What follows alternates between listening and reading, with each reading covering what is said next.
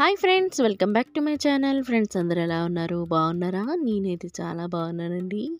So ఈరోజు వీడియోలో ఒక సింపుల్ రెసిపీ, ట్రెడిషనల్ రెసిపీ అని చెప్పొచ్చు. సో ఈ రెసిపీని మీ అందరితో షేర్ చేసుకుంటున్నాను. ఈ రెసిపీ ఏంటి అంటే ముల్లంగి ఆకుకూర పులుసు అండి. మొన్న వీడియోలో మీకు ముల్లంగి ఆకుకూరతోని కర్రీ చేసి పెట్టాను కదా. నేనెప్పుడూ మీకు పాతకాలం వంటలు, అమ్మమ్మ కాలం అంటే అమ్మమ్మలు చేసే వంటలు మీకు చూపిస్తూ ఉంటాను. సో అందులో భాగంగానే ఈరోజు ముల్లంగి ఆకుకూరతోని ఇలా పులుసు కూడా పెట్టుకోవచ్చండి. చాలా బాగుంటుంది. ఒకసారి ట్రై చేసి మీ ఫ్యామిలీ మెంబర్స్ పెట్టండి. ఫస్ట్ మా పిల్లలు కూడాను తినేటప్పుడు ముల్లంగి ఆకుకూరతోని పులుసా అన్నారు.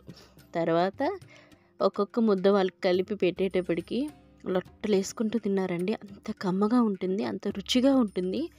నమ్మండి, అసలు వదిలిపెట్టరు, అంత బాగుంటుంది. సో ఫస్ట్ అయితే నేను ఇక్కడ ముల్లంగి ఆకు, అలాగే ముల్లంగిలు, పచ్చిమిర్చీలు తీసుకున్నాను.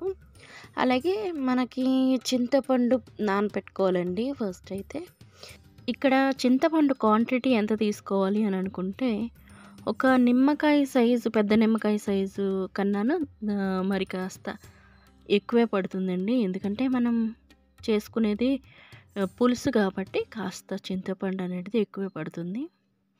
సో చింతపండు నానబెట్టేసుకున్నాం కదా, దానిలో పులుసు అనేది తీసేసుకోవాలి.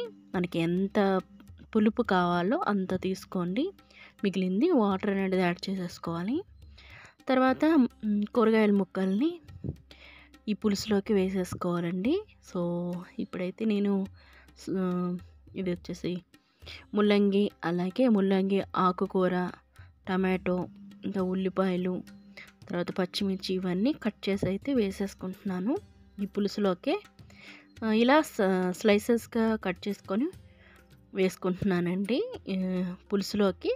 అక్కడక్కడ ఈ ముక్కలు మనకి ఉడికిపోయిన తర్వాత, అంటే ఈ పులుసులో మరిగిన తర్వాత ఈ ముక్కలు అక్కడక్కడ తింటూ ఉంటే పుల్ల పుల్లగా, ఉప్పు ఉప్పుగా చాలా బాగుంటాయి.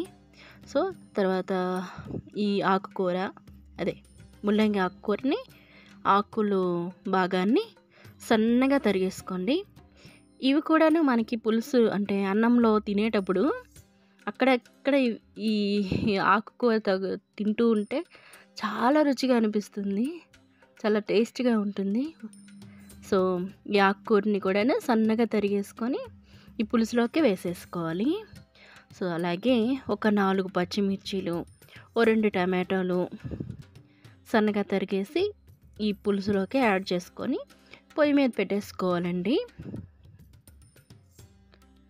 సో ఇవన్నీ కట్ చేసుకున్నాం కదా, ఉల్లిపాయ, ఇంకా పచ్చిమిర్చీలు, టమాటో ముక్కలు, ఇవన్నీ ఈ పులుసు అంటే వాటర్ ఉన్నది కదా, అంటే చింతపండు వాటర్లోకి వీటన్నిటిని వేసేయాలన్నమాట. సో ఇలా వేసుకొని ఉప్పు, కారం, పసుపు అన్నీ కూడా వేసుకోవాలండి. ఉప్పు తగినంత వేసేసుకోవాలి.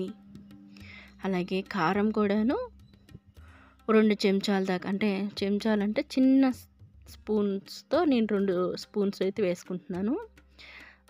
తర్వాత పసుపు 1 స్పూను ఇలా వేసేసుకోవాలండి. వేసుకున్న తర్వాత చక్కగా పులుసు అయితే మరిగిపోతుంది. మనకి లోపల దుంపలు కూడాను మంచిగా ఉడికిపోతాయి అన్నమాట. అంతలోగా మనము బియ్యాన్ని నూకలుగా ప్రిపేర్ చేసుకోవాలి. ఫస్ట్ అయితే నేను 1/4 గ్లాసు వరకు, అంటే 1/4 గ్లాసు వరకు బియ్యంని ఇలా నూకలుగా ప్రిపేర్ చేసుకున్నాను. మిక్సీ ఆడించుకున్నాను. అంటే బరకగా ఆడించుకోవాలి, పిండిలా కాకుండా. సో ఇలా దాన్ని కాస్త వాటర్తో కడిగేసుకొని ఈ నూకని మనకి ఉడికిపోయిన, అంటే ఆల్మోస్ట్ ఉడికిపోయిన పులుసులోకి అయితే ఈ నూకని వేసేసుకోవాలి. అప్పుడు అది మనకి పప్పులా తయారవుతుంది అనమాట. ఆ బియ్యం కూడాను టేస్ట్ బాగుంటుంది, అక్కడక్కడ పలుకులుగా తగులుతుంటూ. సో తర్వాత మనం ఈ పులుసు మరిగిపోయిందండి. ఇప్పుడైతే తాలింపు వేసుకుంటున్నాము. 1 టేబుల్ స్పూన్ ఆయిల్ వేసుకొని, ఆయిల్ కొంచెం హీట్ అయిన తర్వాత మెంతులు వేసుకోవాలండి, 1 స్పూన్ వరకు.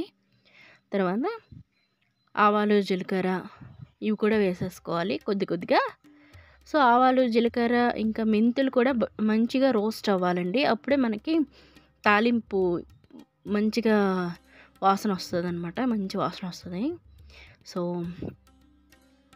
ఇలా మెంతులు, ఆవాలు, జీలకర్ర ఇవన్నీ కొంచెం చిటపటలాడిన తర్వాత దీనిలోకి ఒక 4, 5 వెల్లుల్లి రెబ్బల్ని దంచేసుకొని వేసేసుకోవాలి. తర్వాత దానిలోకి ఒక 4 ఎండుమిరపకాయలు అవి కూడా వేసేసుకొని, ఒక రెబ్బ కరివేపాకు వేసుకొని చక్కగా తాలింపునైతే ప్రిపేర్ చేసేసుకోవాలి. తాలింపు కాస్త మాడాలండి. దీనికి మాత్రం లైట్‌గా మాడాలి. కొంచెం లైట్‌గా మాడితే బావుంటుందనమాట.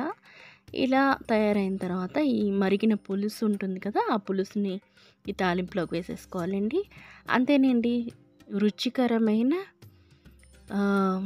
ట్రెడిషనల్ ముల్లంగి ఆకుకూర పులుసు అయితే రెడీ అయిపోయిందండి.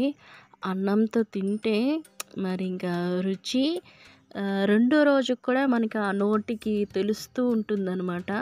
అంత బావుంటుంది. ఒకసారి ట్రై చేసి ఎలా ఉందని ఖచ్చితంగా నాకు కామెంట్ చేయండి. అంతేకాకుండా నా ఛానల్ అయితే తప్పకుండా సబ్స్క్రైబ్ చేసుకోండి. Thanks for watching. Keep smiling. Bye.